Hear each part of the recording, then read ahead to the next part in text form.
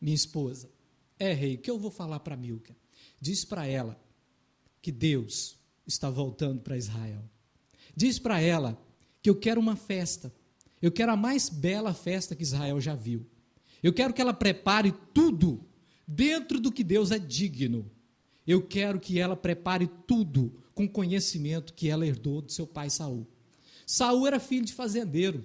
Eu descobri que Saul já era exibido. Saul era um homem que tinha uma beleza, que a Bíblia relata isso, que não havia em Israel homem de tamanha beleza como Saul. Agora vocês imaginam uma princesa, nascida desse homem, que a Bíblia diz que tinha uma beleza extraordinária. Imagine o quanto ela era bela também. Mas acima da beleza de Milca estava o conhecimento de princesa. Ela nasceu num palácio, ela sabia tudo de etiqueta. Ela conhecia tudo de formalismo. Ela conhecia tudo de rituais. Ela cresceu vendo o pai dela dar festas. Ela cresceu vendo o pai dela organizar festas. Milca entendia tudo de etiqueta, mas não entendia nada de Deus. E então o mensageiro chega e diz para ela: rainha, o rei Davi vem aí, vencemos os filisteus, a arca está voltando para Israel. E Milca diz: o que foi mais? O rei Davi manda dizer a você que é para preparar uma festa como jamais se viu em Israel. Porque quando a arca entrar em Israel, nós vamos celebrar o Senhor, nós vamos cantar, nós vamos fazer uma festa para Deus. E Milca então chama os seus subordinados, os seus promoters do reino, e chama os seus subordinados e diz: olha, eu quero assim, quero as mesas desse lado, quero talheres desse lado, quero guardanapos desse lado, eu quero um salão especial, olha, esse tapete não me serve, eu quero tapete vermelho, e prepara tudo. Milca prepara com os mínimos detalhes a festa da entrada da arca em Jerusalém. Tudo perfeito. Só que tinha um porém. Deus queria ela no meio do povo, e a Bíblia diz que ela ficou na janela. E então a história dos Hebreus relata que vem Davi, e de repente o mensageiro volta para Davi, e Davi olha e diz: vai, que Milca mandou você de volta. Ele diz: está vendo essa carruagem aqui? Sim, aí dentro também tem ordens de Milca. Davi, vamos abrir, vamos ver o que é. E Davi abre e vê as suas roupas reais, vê a coroa de rei, aquela coroa de ouro brilhando. A ordem, meu senhor Davi, que a minha senhora Milca deu, é que o Senhor vai colocar roupa real, que o Senhor vai colocar uma coroa de rei na cabeça, porque disse ela que rei nenhum pode celebrar uma festa com trajes de homens comuns. E então Davi diz: e tem mais, tem os seus valentes também, esses truculentos que passam meses na batalha sem tomar banho. Ela disse que é para passar todos no ribeiro. Vocês estão rindo, né? Tem ninguém assim aqui não, né? Tem alguém? Aleluia? Se tiver, não vai falar nunca. Mas Davi disse: E Davi então chama aqueles homens, chama Benaia, chama todos os truculentos e diz assim: olha, a minha esposa é uma bênção, vocês conhecem, né, a minha esposa, e ela mandou as roupas reais minhas, mandou até a minha coroa. Olha o quanto está polida a coroa, levantava e vivilha no brilho do sol, a coroa de rei. Só que tem um problema, meus queridos colegas, vocês vão ter que tomar um banho, perfumar, veio umas roupas especiais para vocês também. Aí eu observo um deles olhando para Davi: Senhor, tem alguma coisa errada com o meu cheiro? Não está agradando o Senhor? Não, não é eu, meus queridos, é a minha esposa, vocês sabem como é que é a bênção que eu tenho lá em casa. Então, vamos preparar, vamos organizar, porque ela está organizando uma festa linda de lá, e diz que é para nós irmos preparados, dignos de festa daqui também. E então começa a se prepararem, aqueles homens, quem sabe já tinham um tempinho bom que não tomavam banho, se lavam, se penteiam, se arrumam, colocam uma roupa e vão então, e começa. E Davi organiza também, segundo as ordens de Milca, segundo a tradição dos hebreus, ele organiza a cavalaria. Ele coloca uma cavalaria que ia mais à frente fazendo coreografia, ele organiza uma bandeira, que era uma bandeira de Israel, que estava do lado direito, o porta-bandeiras, e ele coloca uma outra bandeira também do lado esquerdo, que era a bandeira do deus Dagon, e a bandeira do deus Dagon vinha a meia haste na mão de um cavaleiro, que significava, é por isso que nos dias de hoje, quando tem luta em algum lugar, eles colocam a bandeira a meia haste, já vinha daquela época. Então a bandeira do deus Dagon, ela vinha a meia haste, haste, dizendo assim: Dagon foi vencido, Dagon foi derrotado, e a bandeira de Israel vinha no alto. E quando o sacerdote olhava do lado de fora, que estava sob os muros de Jerusalém, ele tinha nas suas mãos uma trombeta, uma buzina, e ele olhava e via a haste do deus Dagon, a meia haste, a bandeira de Israel erguida. Ele tocava a trombeta para Israel e dizia: vem o povo de Deus, vencemos a batalha, vencemos a guerra, e o Senhor é conosco. Aleluia. E lá vem Davi, portões abertos.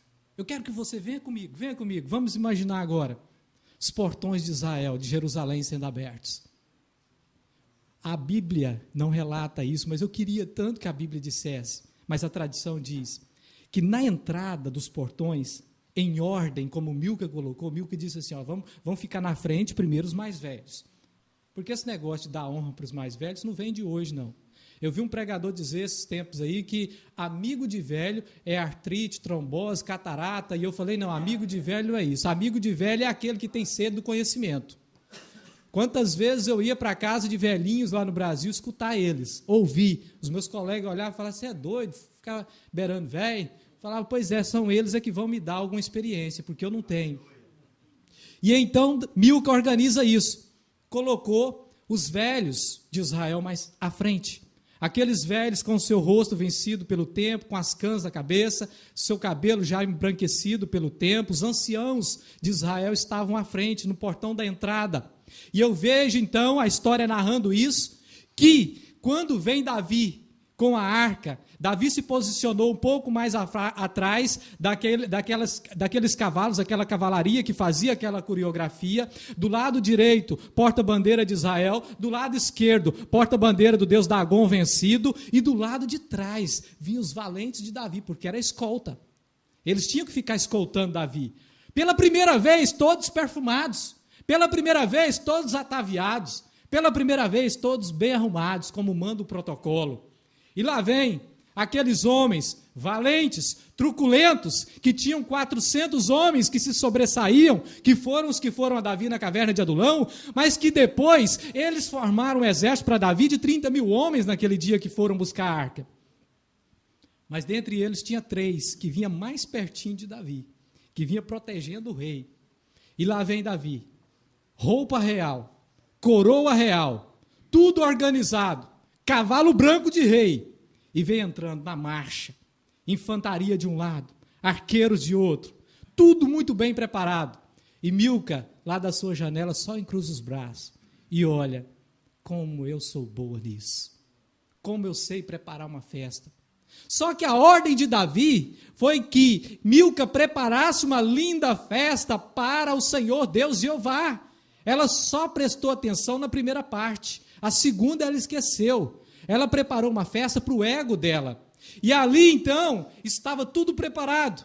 E os velhos, segundo relata a história, que eram os primeiros dos bancos, ou melhor, os primeiros da entrada dos portões de Jerusalém, quando viram a tampa do propiciatório da arca, toda de ouro, os 2 querubins com o rosto de criança, com as suas asas topando uma na outra, e aquela espécie de trono entre as asas dos querubins, os anciãos não podiam gritar, eles não podiam falar alto, eles não podiam expressar o que eles estavam sentindo, porque Milca tinha dito: olha, vocês têm que se conter, é uma festa, não vão dar escândalo, não vão fazer como muitos profetas, que quando chega alguma coisa, uma festa solene, começa a sapatear e fazer escândalo. Não façam isso, vão se conter.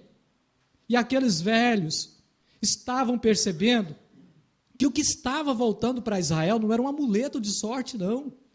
Seria como se o próprio Deus estivesse olhando para eles e dizendo: eu voltei para estar com o meu povo, a minha presença volta para vocês. E a história diz que aqueles velhos não podiam prantear, aqueles velhos não podiam pular, mas o coração estava pulando dentro do peito. E então, o que eles fizeram, a história relata, eles se prostraram diante da arca do Senhor, colocaram a boca no pó e começaram a molhar o chão chão com as suas lágrimas. E Davi, vestido de roupa de rei, coroa de rei, Davi viu aquilo e não se conteve. Davi viu aquilo e disse: eu não posso. Esses homens que estão se derramando na presença de Deus, e eu que sou o salmista de Israel, sou eu que faço salmos, eu sou conhecido por ter sensibilidade para ouvir a voz de Deus, mas também por ser um general que tem êxito nas batalhas. Eu não posso ficar aqui. E a história diz que Davi pulou do seu cavalo.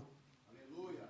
Ele pulou no chão, abraçou os velhos, e de repente os valentes de Davi olham aquilo e dizem: o rei não está certo, nós conhecemos ele, o rei não está certo.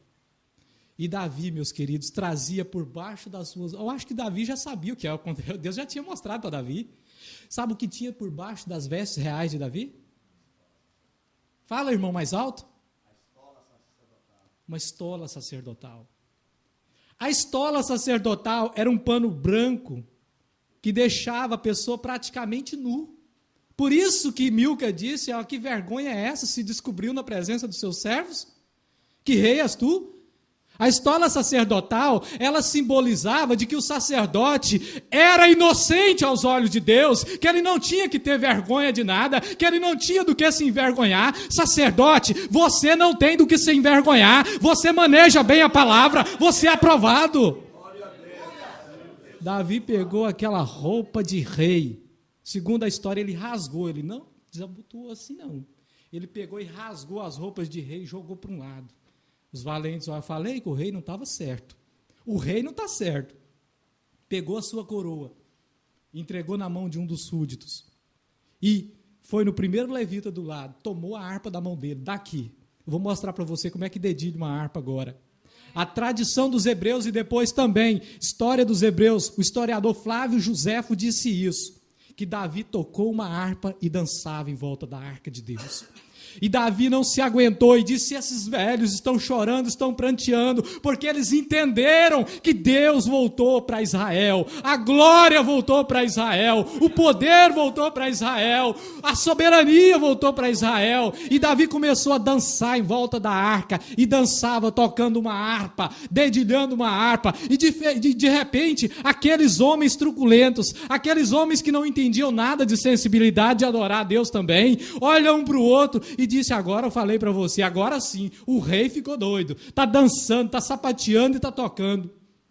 E um deles, por nome de Benaia, disse assim: tudo que o rei faz, nós fazemos. Eu vejo os outros olhando para ele e falo: eu não, está maluco, rapaz? Eu dançando? Eu sou truculento, eu sou homem de guerra. Vamos lá. E começaram. Imagina aqueles valentes, homens truculentos, brincando de ciranda, cirandinha em volta da arca de Deus. Hein? Imagina a glória que foi. E diz a história que contagiou todo mundo, aquele movimento, aquele Pentecoste, aquela glória, contagiou o povo, e 30 mil homens começaram a bailar na presença de Deus. Todo Israel adorou a Deus. Todo Israel adorou o Senhor. Agora entra a parte mais bonita dessa primeira parte da mensagem. Um jovem de 15 anos, pastor Gisiel, sai do meio da multidão. Os homens de Deus, os valentes de Davi, estavam tão cheios da glória de Deus.